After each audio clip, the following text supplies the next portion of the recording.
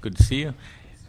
Just want everybody to understand that as the ad hoc committee stands today, this is the last meeting on September 1st.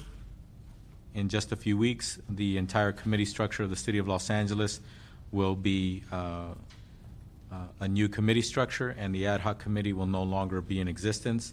All matters that have to do with policy matters that previously came to this committee will now be going to the Public Safety Committee. The bad news for all of you is I've been appointed to the Public Safety Committee, of which I've never been a member of until now.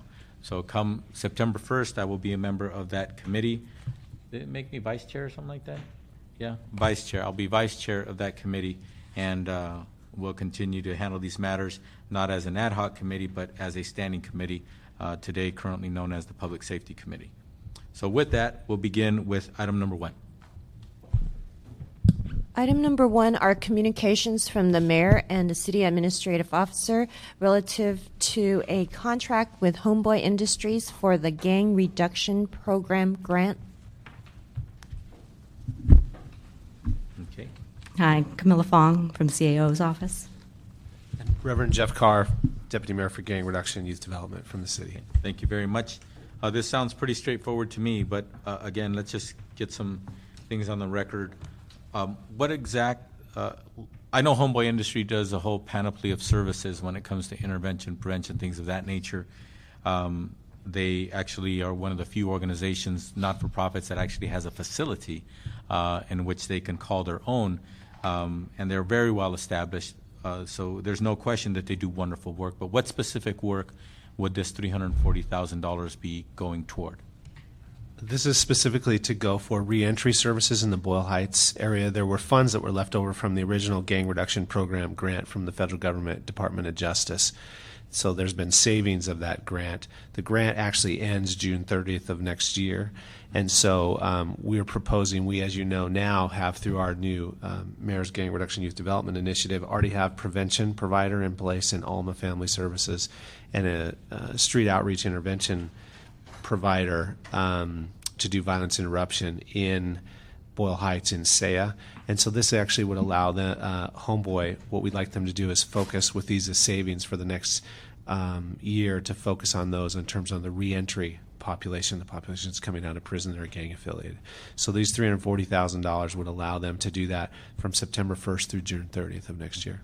So can you give me like a couple of actual kinds of services? That'd be like tattoo removal, mental health assistance, might be educated. They have a charter school on their facility location now for those that need to finish their education or their GED, employment training, any number of services. Exactly. Yeah. So without question, this organization is not only providing those services currently, but there's no question that with these resources, they'll be able to accept these referrals and actually service them into the future, hopefully. Yeah, and actually this is, as you know, Homeboy was, their base was Boyle Heights originally. That's where they were located till their new facility was opened. Mm-hmm.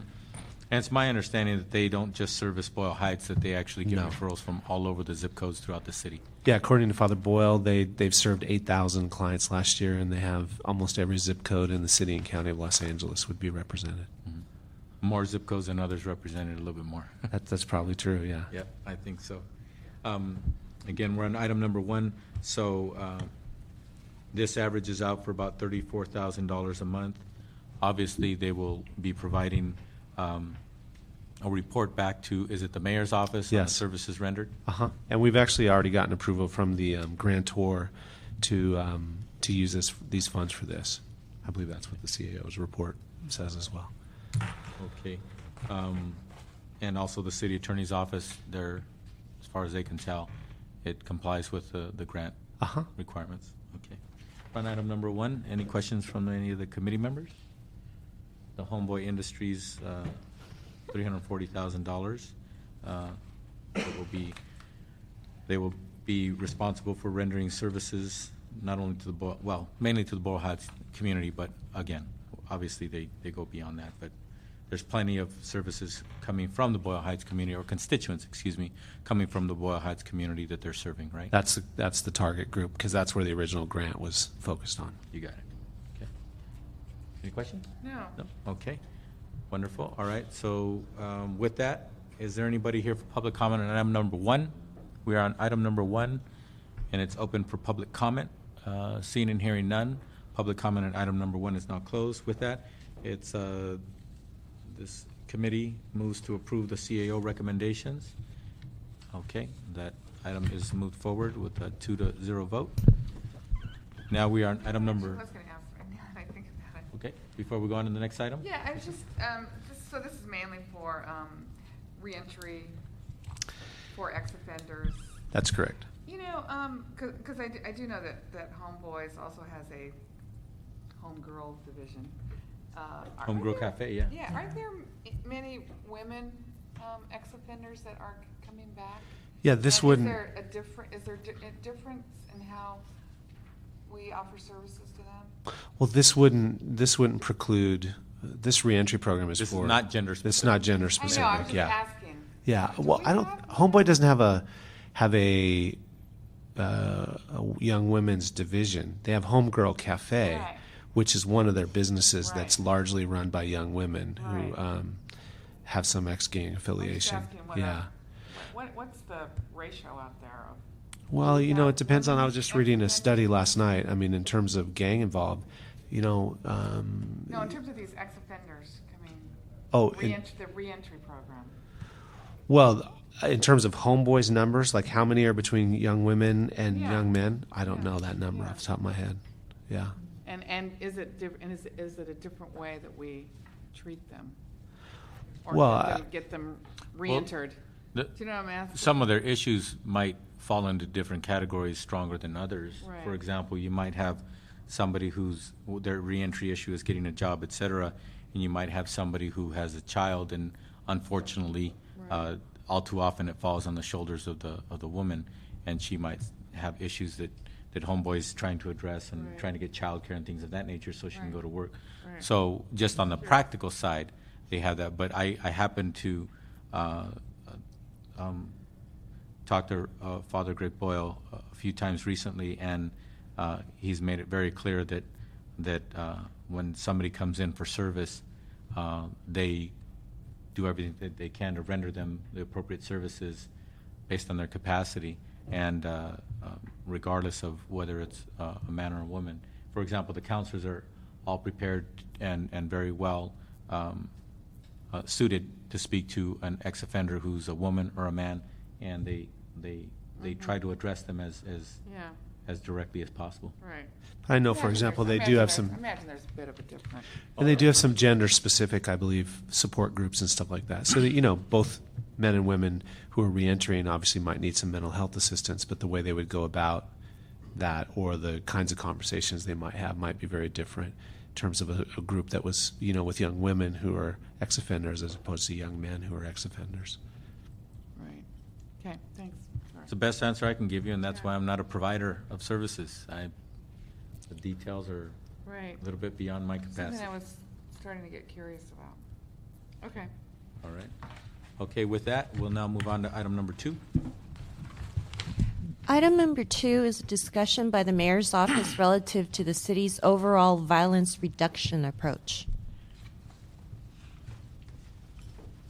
Broad question. Yeah, I'm not sure. I think this is a line item for you to ask me some questions, if I Okay. recall. All right. I don't have a prepared speech. But you are working on that issue, right? Yeah, we are. Yes, we are committed to an overall violence That was a reduction softball approach. question. Yes, thank you. Yes, sir. We are. Okay. So how does the mayor's office facilitate coordination between gang violence reduction efforts implemented by a grid prevention and intervention contractors and the LAPD? Well, in terms of the, first of all, we have a community advisor group that is in each one of the target areas where we try and our program managers have those meetings to try and connect the dots and the resources between the various groups. I think on the prevention contractors in particular, a number of them are getting referrals for potential young people who are, say, first-time offenders. They're not necessarily already in gang involved, but there's a concern that they might become gang involved, and so they're getting referrals from LAPD. As you know, the intervention groups are working with LAPD in terms of the crisis response when there's a violent gang-related confrontation or a shooting. There's a cooperation there, not in terms of sharing of information related to the case, but in terms of what were the specifics of an incident that occurred, so that the intervention groups can actually get out there and try and quell any rumors, or actually get to the hospitals and ensure that there's no additional retaliatory violence and things like that. So there's a number of ways we're trying to connect those folks. In fact, we're also working on we've been working on, and we should be moving forth quickly to actually get those BlackBerries, the racer notification system that we've been working on with LAPD, to get those BlackBerries and actually roll them out in the next 30 to 60 days.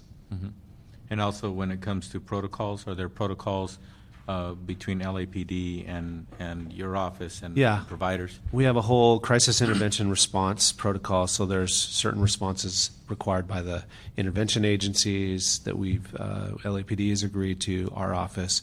Those are all spelled out, and then there's actually a crisis response incident response form that the agency fills out and submits within 48 hours or 72 hours after the incident, and then they do a follow-up incident report within 10 working days, because often what you think happened or what is on the surface happens in the first 72 hours changes over time as everyone has a chance to get more information and kind of things settle out.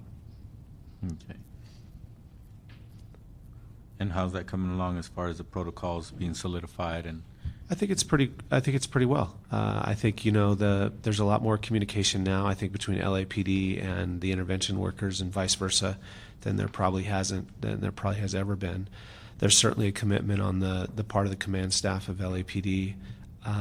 In fact, in some cases, they were calling our office, and then our office was getting the intervention workers. We're now, which is the long-term goal, is to have our office be out of the middle of that, if it possible, if we can nurture those relationships to the point where the calls go direct. And in many places that's what's happening. For example, in the Valley with communities and schools, our office will get a call, but the police department out there, LAPD, is actually in the Valley making the calls directly to communities and schools, and that's happening in other parts of the city as well. But it's still, that's a never-ending process of kind of weaving that together, because you get folks that move around and new folks that come in and take those places, and those relationships change. So you have to both try and cement it in terms of the protocols and then continue to foster that relationship building. Yeah, and it's good to see. I think in the last 12 months we've probably had more public statements about from the police department, from the current chief, his command staff, all the way down the line. We've had more and more statements where they say they're not going to be able to wrest their way out of this problem, and on top of that, being very forthright about saying that they understand the relationship and the need to have intervention work being done in the communities, and how that is, those are all elements that contribute to the reduction of violence. Yeah. So we've seen that not only talked about, but the commitment being remade all the time by various levels within the police department. So that's been good to see that. When it comes to communicating with council offices, does it vary from council office to council office? Maybe you have set meetings more often with one office, or with another council office. It's a particular person within your office communicates with that office, or what have you. How is that communication done? I think it depends on the council office. I would say each council office is unique based on the uniqueness of each council member. So I think was a unique answer. I think our communication with them depends on there are some council members that are much more hands-on, want to know things in real time, and so we try and communicate with them. There are others that are not as engaged, and so I think it varies depending on the particular council office. You mentioned the BlackBerries. That's always something that I find kind of trying to use my word carefully. It's kind of an awkward tool these days, because one of the things that I always remind my staff and myself and my kids or what have you, you're texting or you're emailing or what have you, this tongue-in-cheek stuff, you gotta make sure you don't do that, because somebody could take it out of context.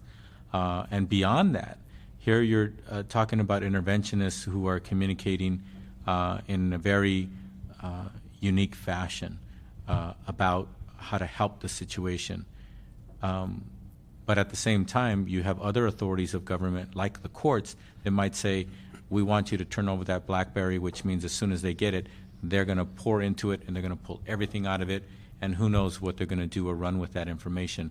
What kind of safeguards is it possible, or are you working on to have in place so that we minimize both the inadvertent, tongue-in-cheek type of stuff where somebody might take things out of context later on, or having an authority like a court pull a bunch of BlackBerries in, and all of a sudden we have a lot of misunderstandings?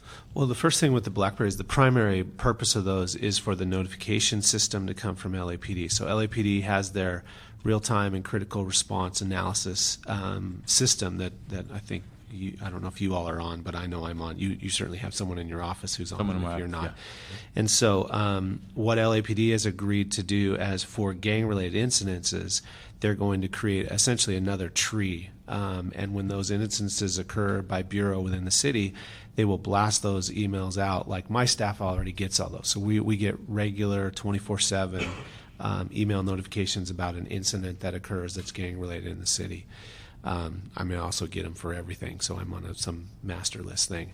So the primary purpose is for them to get the basic information and to push that out to these intervention workers so that they'll have the same information that LAPD's got at that particular time.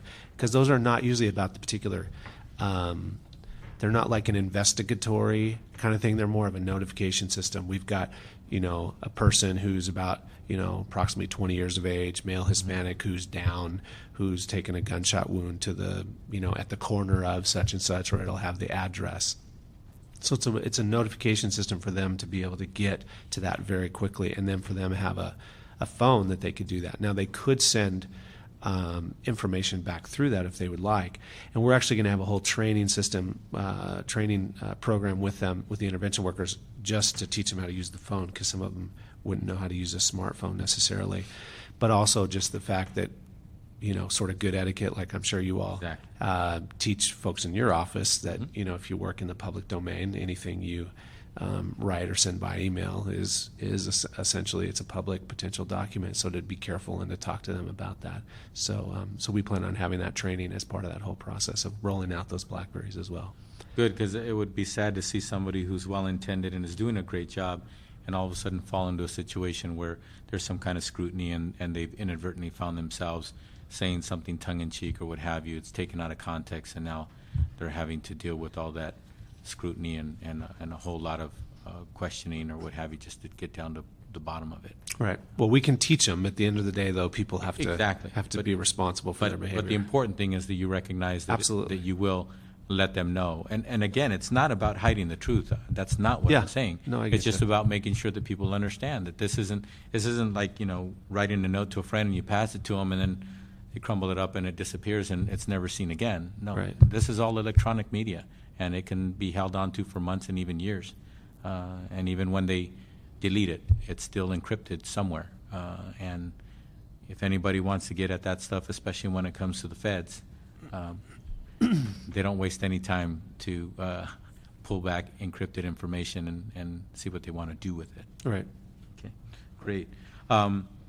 Now, how are services and programs outside of the grid zones or not directly connected with the grid zones, such as like CDD and other organizations that provide human services, how are they incorporated in the overall approach and the communication and service delivery? Well, our plan, as you know, with the Community Development Department, I believe, is still in the process of their family source centers that are running through the new redesign of their human service delivery system. Will actually, we've already begun discussions with them about cross referrals, because they may get young people who will come to some of those family source centers that might be gang affiliated or gang involved that they need to refer to us, and vice versa.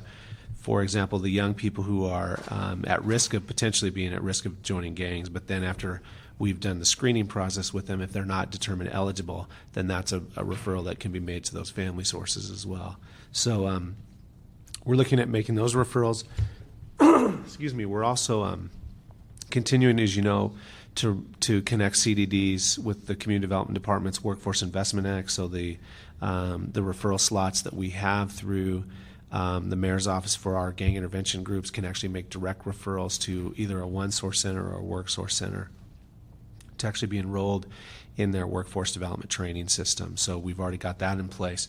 And actually, I just asked for another report today to see where we're at in terms of how many people have been enrolled, how many have actually been, how many have been referred, how many have been enrolled, and then do we have any that have actually been placed in jobs and stuff yet as well. So those just are a few of the examples. And then obviously, a big thing that we're doing this right now is with Rec and Parks with Summer Night Lights. We're also, as a part of that, is Cultural Affairs is another key player through providing the master artists at each one of the 16 locations throughout the city. So I think we're trying to incorporate the other departments and make those connections in those targeted areas particular. And then you made reference to outside the target areas. We have 4 smaller areas where we're doing prevention projects, one in Watts, one in the Valley, and one in the Mid-Wilshire or the Wilshire Division area, and one up in the Northeast area as well. And then we have a couple other intervention projects, a couple in the harbor with Toberman, and we have one out in Venice on the west side, and then one actually in the central area, in the Rampart area. Okay. So communications is constantly evolving and improving and in all those areas? Communications with? Just various other service providers and other city departments. Yeah, we're actually working on an interesting, as part of the Safer Cities initiative out in the Mission area in Panorama City, we're actually looking at identifying potential nonprofit providers who might actually start providing some services in the park at Sepulveda Park, which is where we're doing Summer Night Lights, to see how we can keep the momentum. We've actually gotten tremendous response out at Sepulveda Park. I was out there last weekend, and there's anywhere from 700 to 1,000 people on a night out at Summer Night Lights, and so we're trying to build on the momentum, see how we can continue to use the park. And that park is uniquely got the facilities where you could do some ongoing programming, with the indoor space and things like that. So we're trying to find nonprofits who might want to, locate their services in that particular park to keep some of that stuff going.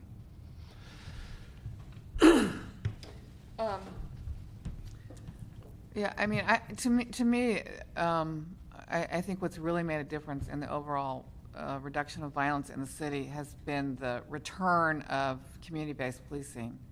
I mean, I think when I look at what Chief Bratton did, it was really to restore that idea of community-based policing, where the officers from the command staff down actually have a relationship with the community, and now have a relationship with intervention workers, which really never happened before. And when I just think just from my experiences in Watts, I mean, just from 3 years ago when the Watts Gang Task Force started, I mean, the violence that would be surrounding a crime scene was, and the escalation, just because it became such a war, secondary war between the police and the community, that to me is just one of the most significant things I think that's occurring on a regular basis. I mean, now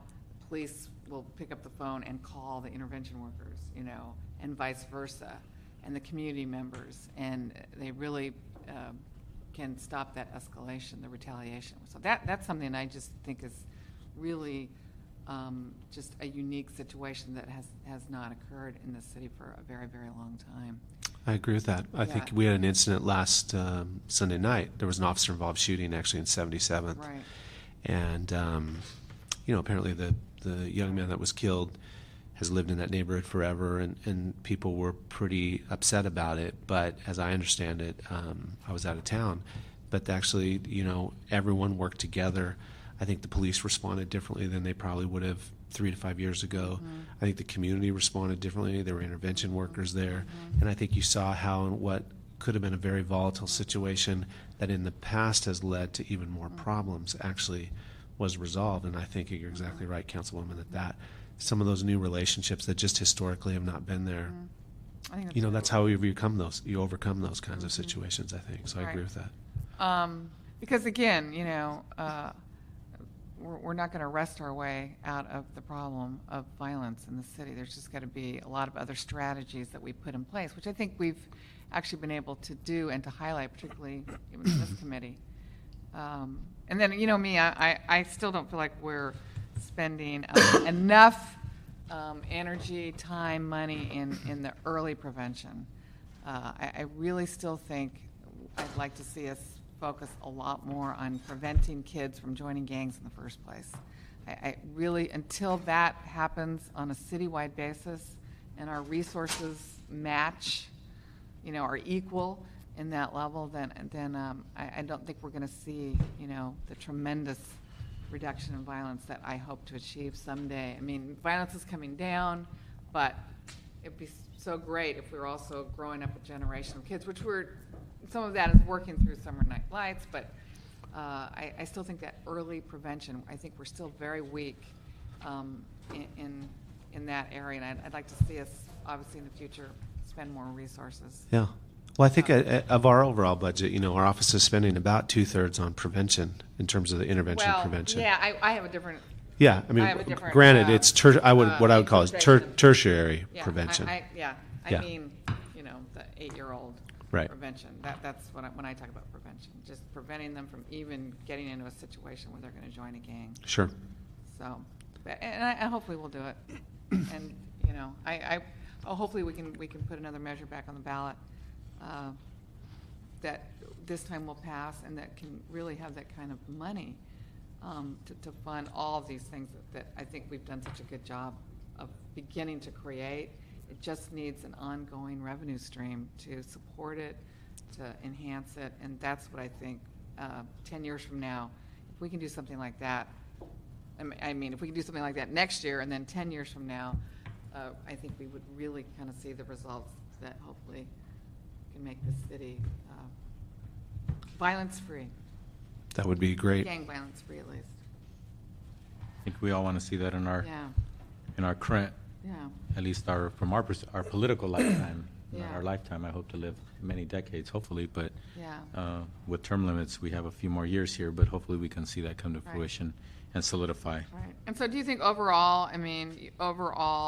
obviously, I'm sure I know your answer, but what we've done in terms of reorganization and, having your position and putting everything into the mayor's office in terms of the programs and the accountability, would you obviously point to that as saying that that's all key to this whole reduction in violence strategy?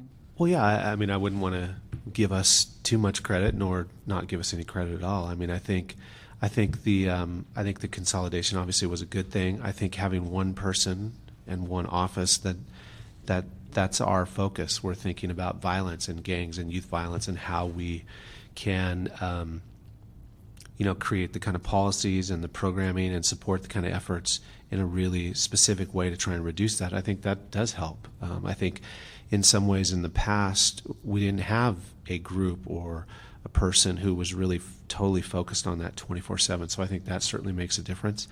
I think, we've laid the foundation in terms of a strategy.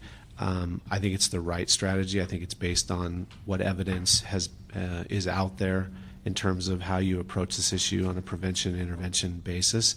But I think I would say the jury's still out in terms of the long-term effectiveness because we don't know yet. The good thing is we've got an evaluation team in place and a process for collecting data to know in the next 3 to 5 years if this is all really, if it really is working, we're getting the kind of results.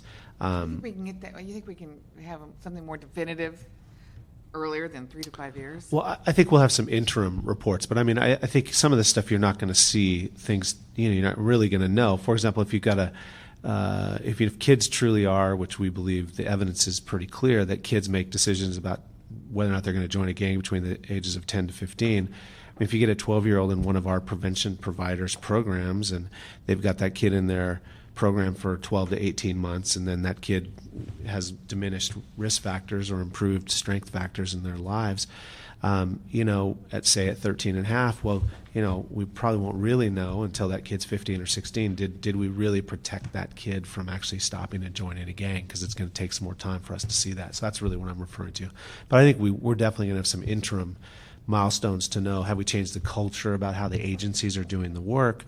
Obviously, we're tracking crime data, so we know that. We're going to be able to see that. Yeah, exactly. Of our providers. Yeah, and we're going to know if agencies are doing what they say they're going to do, and if they're not, they won't continue to receive funds from the City of Los Angeles. I think we've both said that and made that pretty clear lately, especially.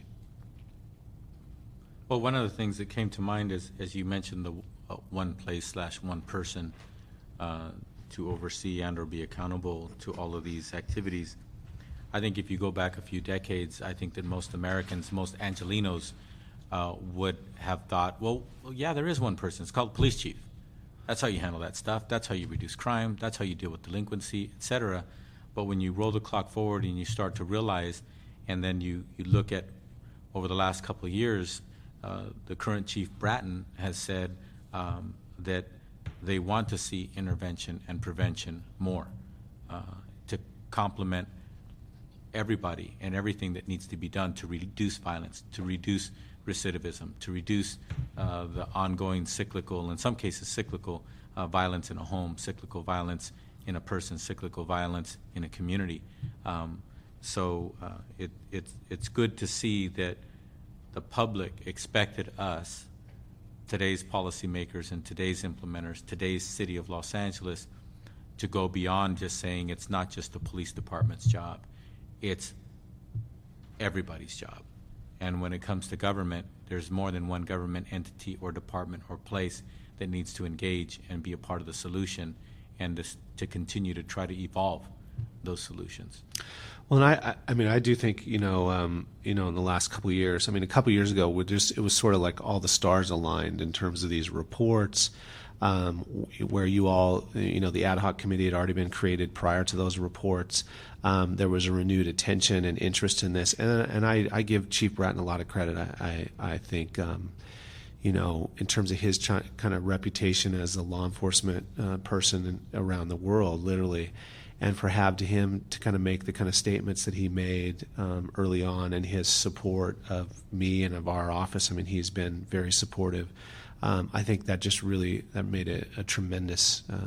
All of those things together made for a tremendous impact in that area. The good thing is, I think, with Chief Bratton leaving, is there's still a strong commitment amongst the command staff that I don't see I've got bombarded with questions in the last week since the chief announced he was leaving. Is that going to impact, negatively the work that we're doing? And my feeling on that is that I don't think it will. I think that it's been so ingrained in the top leadership levels that I think we're going to keep moving in the same direction. It was kind of interesting when you read or looked at his remarks, whether he was. I had read some of the interviews he'd done on radio and TV, and it was interesting. The one thing that he feels, he did not accomplish was this idea of gang violence. He still said it was, I forget the word he used, something like mystifying that the hold that gangs have on Los Angeles that he does not see in any other place. Large city. Yeah. So that was kind of an interesting of all the stuff that he was reflecting on. But then he did say, but we do know what it would take to help that. A few more police officers and more investments in prevention and intervention, and we could actually, if we did that in a smart way, we could actually make an impact. Right. So and that's right. I thought he was right on that. Yeah. Well, I'm glad he said that. I think it's very true. I wonder if he'll endorse Measure A from Iraq. I don't think he's going to live there. I think he's going to do some work there. I don't think he's going to move there. Now, so what's the status of the Intervention Training Academy? Well, as you know, you introduced a motion, I believe it was yesterday. Thank you for that. We are going to, we had been moving, we've met for the last 4 months looking at the curriculum, got down into the weeds on the curriculum and the structure of the academy. We thought, given all the folks that were involved, that there might be a rationale for a sole source, given the kinds of conversations and agreements we had. As it turns out, it looks like we think a better direction is going to be to put that out to bid and let some different groups who might decide to compete for that actually compete for those funds. So We're in the process of, as you know, working on a request for proposals. Your motion went in yesterday. We hope to have authority, I think, before the end of the week to actually issue an RFP, and then we expect to issue one fairly quickly. So we're actually already working on a draft of that. So if everything goes well, could we conceivably see that an intervention and training academy is actually providing courses at the beginning of next year? Yeah. When I think as we discussed last week, that would be our hope. We could actually get through the RFP process, review those, actually award, go through the transmittal process, come through council for approval to contract, and then get those up and running. Hopefully by January would be our goal to do that. We had hoped to do it by fall, but then we had a little didn't go as we had hoped. Yep, lot of human beings involved, a lot of moving parts. Indeed. So what's the status of the Safe Passages program? We've got a draft of a new, we're calling it, it's LA Pass proposal for how to do some different safe passages, both a volunteer-driven program as well as to look at elementary, middle, and high schools, and how to integrate that, particularly where we have gang reduction youth development zones, to link that into the stuff that we're doing as well. I believe I have a meeting. We were trying to get a meeting with the superintendent, Cortinez, and his staff to go over that document with them. Well, we don't know what they're going to do, but we didn't think it made sense for us to just do a safe passages program completely independent without actually trying to get the buy-in from the school district and get them to at least participate in that at one way or another. So we're going to have a meeting with them and see. I'm sure they'll support it. See where we're going to be at with that. So anyway, so I'm waiting to.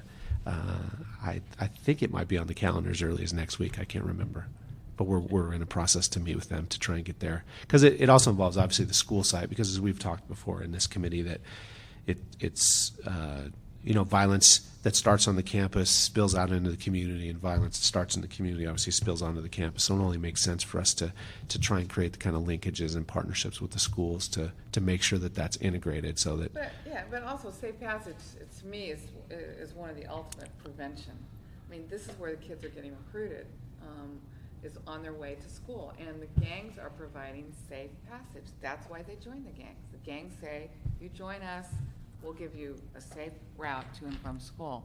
So, and that only happens if we don't provide it. So safe passage is a key element, in my opinion, in keeping these kids safe, but keeping them from being harassed and bullied and pressured to join a gang. I know that was such a problem around Markham Middle School in Watts. Well, that's the whole element of what we're trying to Yeah. accomplish through that proposal. Of course, I feel very strongly that they should be funded, and I just feel like they became the orphan in our whole budget. But because the volunteer model, I don't think works. Well, I think it depends on where. Yeah, and that's you what might we be right. described. You might be right, but I know it did not work in some of the communities that I represent, and it's you just can't. Volunteers are volunteers. Sure. And it's not a reliable necessarily network. If you're paying somebody, it's their job to do it. I just think that's a more consistent pattern or model to follow. But Yeah.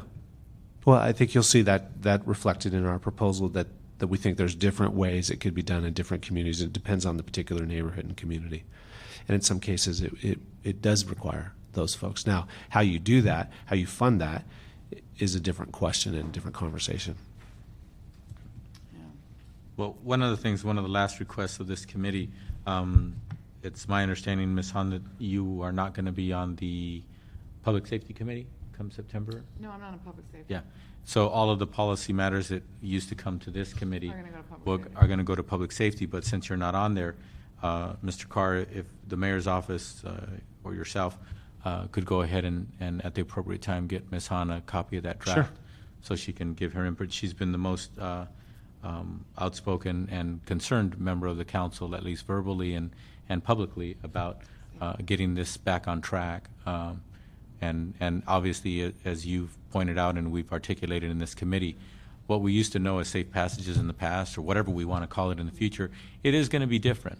But obviously, there's certain elements we learned from and enjoyed implementing in certain communities that hopefully will be afforded in the future in the new methods. And yet at the same time, Ms. Hahn's office and herself and her community has obviously a different experience with safe passages in my district and pockets in my community as well. Well, that's the kind of proposal we're trying to come up with, some uniform, standard or program that has that still maintains the flexibility for the uniqueness of each community, which is one of the challenges of doing that as well. And to get the school district, who we have no jurisdictional authority over, who it's kind of, ludicrous to say we're going to have a safe passages program and we're not going to have the schools involved in that. So we're trying to navigate that as well and get their engagement. They've always given us the thumbs up, but never any cash in the hand. Yeah. Is holding them. Well, one way is cash, but you can, there's other ways they could be involved in terms of engaged in this process and be committed to it as well. There's also in-kind contribution as well. Yeah. Those kinds of things. But I'm critical of the school district because I personally have had conversations with superintendents. I personally had conversations with principals and board members, et cetera, and I was very disappointed that I probably on average got more real, tangible cooperation and buy-in and active partnership from principals of a particular school site than I did from the superintendent or a board member or what have you. And I'm talking about a particular superintendent who flew up to Sacramento just to shake my hand and thank me for getting them $660 million that they would not have otherwise had. And even with that relationship, I couldn't get them to come up with $100,000, not for my district, just for these kinds of programs for their constituents and ours. So, I couldn't pass up the opportunity to explain how bad the situation is with LUSD when it comes to us literally delivering their children safely back and forth to their campuses, where even on this issue here, they've been pretty much resources-wise almost completely absent. So,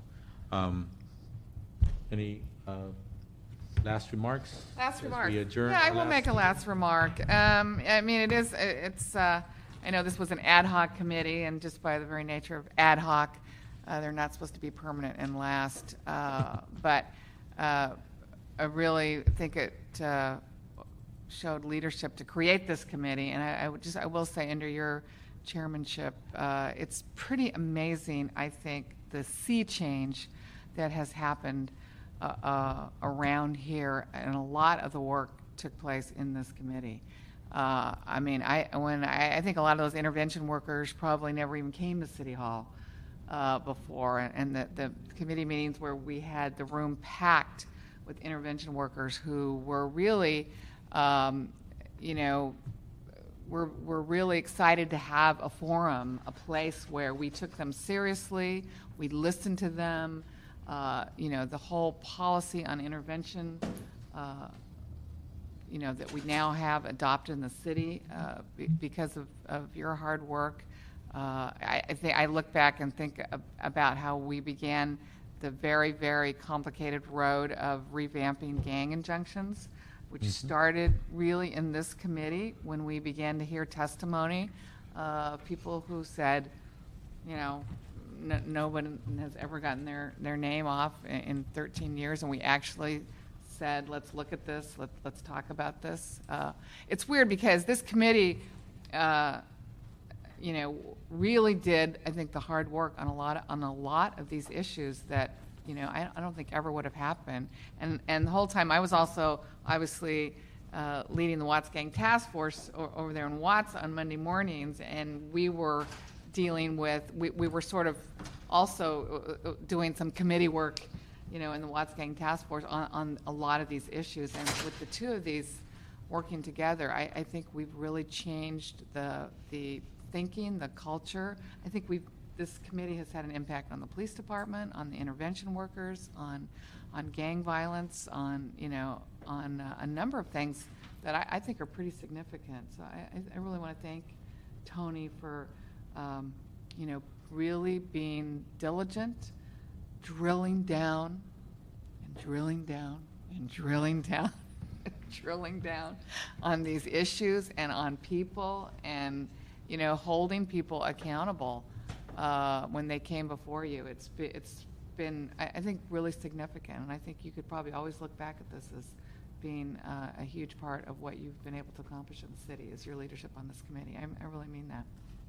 Well, thank you. I appreciate those words, and also I think as important as what you just commented on and the accomplishments of the committee is I want to thank you for being the most diligent person on the committee, coming to as many meetings as you come to in City Hall, outside of City Hall when we've had on-site meetings out in the community. So I want to thank you for that. And I know, I assume I know where it comes from the fact that you recognize your responsibility and how this issue is affecting so many of your constituents, that whether they voted or not, they're your constituents and you owe this to them. And I think that you've actually done a lot of tremendous work, not only in this committee but beyond it. So thank you for being a partner in this effort from the council level. And in addition to that, I just want to remind everybody that these policy matters are before us regardless of what the title of a committee is. These policy matters are going to continue. And a couple of days ago when I shared a day with throughout the city with Congresswoman Watson, and we were at Maximum Forces Training Center, and they convened a handful of people who had gone through various courses there, and almost every single one of them an interventionist. And too many of them had frank and simple statements to make that I would find hard to muster up the courage to say it as clearly and simply as they articulated to us. Both men and women had articulated and saying things like, I've lost 2 cousins in the last 30 days to this kind of violence. A woman showed me pictures of her daughter and her 2 sons. She lost all 3 of them to this kind of violence. So the reason why this will continue is because, unfortunately, next month and next year, there are still going to be people tomorrow that can say that, unfortunately, that couldn't say that this year, because they will be affected that way. And unfortunately, the people who have lost their lives to this violence and this senselessness are not here to speak for themselves. So that's what drives me to continue to make this my number one issue. And the prerogative of elected officials is that when we get elected, we swear to uphold the Constitution, the Charter, etc. But once we're done getting sworn in, we have the responsibility and the authority and the right to dedicate our time and to bifurcate our time and to focus more on this issue than this other issue. That is our prerogative. And that's why when Martin Ludlow left the council, and in his wisdom, he asked then Council President Padilla to revitalize and reconstitute this ad hoc committee. And he unfortunately had a change of direction. I say unfortunately because he left me to chair it. And I'll say it once again, and I know the camera's rolling, I did not want to chair this committee. I've been working on this issue for about 8 years as a legislator and as a council member, and I was glad to see someone be willing to carry that mantle and say, I'll lead the charge. And then it got passed back to me. And whether I liked it or not, I accepted that responsibility. And so when you came to this committee, or you heard or read about what this committee is doing or trying to affect or trying to advance, or all the questions that are asked, I just want everybody to understand is that was the motivation behind all of those actions, all of those agenda items, all of those meetings, and some of them very, very long. So I want to thank everybody for their cooperation, not only cooperation, but all of your willingness to be responsible as well, and to participate and to respect the responsibility of this committee, and to spend some of you hours upon hours upon hours of testimony and answering questions and apprising us policymakers of what's going on, what's happening, what the direction is, et cetera. So it was all important, and it's now all of that is on the record, and it's there for anybody who wants to engage in this issue, to learn from it, to grow from it, to use it, to take what's good and use it, and take what doesn't seem to make sense and not do anything with it. And that's the beauty of legislative bodies. Every time we do things, it's in places like this, it's in an agendized meeting, and it's something that is now part of the record. So I want to thank you, Janice Hahn, and all the members of the committee and all the people who participated and contributed to all of this work. Anything else? Thank you. I look forward to working with you all in the days ahead, certainly in Public Safety Committee and in the Council. Thank you. That concludes item number 2. Thank you for that report. And one more thing, if you would, Jeff, if you could look into with the police department on the BlackBerry issue, that apparently there is an arm of the police department called the Scientific Investigation Division, and apparently they may have some fine-tuning that could be done on the BlackBerry systems to have a little bit more, how do you say, confine the BlackBerries to the kind of communication you can have, so that there's less, just reducing the opportunity for inadvertent things happening, or the kinds of things that we discussed a few minutes ago. You know, the police department are not going to be, these are not going to run on the police department servers. So these are going to run through our ITA servers. Mm-hmm. The police department's going to, through this deal we're getting with AT&T, they're actually going to get some additional BlackBerries for more of the police officers, the sergeants in the ground, and stuff like that. But actually ours, the ones we're running for the intervention workers, won't run on. So the Racer system, literally, it'll push out information to an email address. So it could be an email address anywhere. It won't. Those are not going to be a part of those servers. Okay. So they'll be in a separate, which we thank purposely you. did. Thank you for helping me understand how I'm coming across. It's not so much that they would be the ones to be either distributing them or monitoring them or what have you, but apparently they are privy to some programming that you can do on BlackBerries generically, programming that can be done to better, I'm losing the word, to be able to define the communication channels a little bit narrower. Okay. Okay. I'm not sure what you mean, but I'll be happy to work with you. Yeah, apparently there's ways in which they can do that. I guess kind of like putting a like if you had a kid who just got a car and you could adjust the gas pedal so the car doesn't go beyond 60 miles an hour. You know, it's that kind of thing. Well, It's still a vehicle. It still has all the capacities, but Yeah. you basically put something to say, no, you're not going to go beyond these uses. There is a new. Parental controls. There you go. Yeah, there is a GPS system you can put on these. We've actually decided not to do that so because we you know can where you can do a a GPS perfect tracking example. system, but you can also limit if somebody goes outside of a certain area.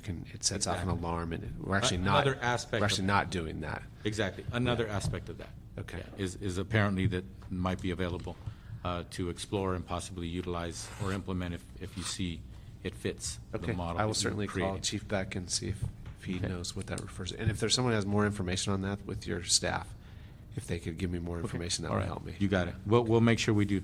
We'll pass that on to you. This committee is now open for general public comment. General public comment is now open in this committee for the last time. You sure? Nobody? All right. So general public comment is closed in this committee. This committee is now adjourned.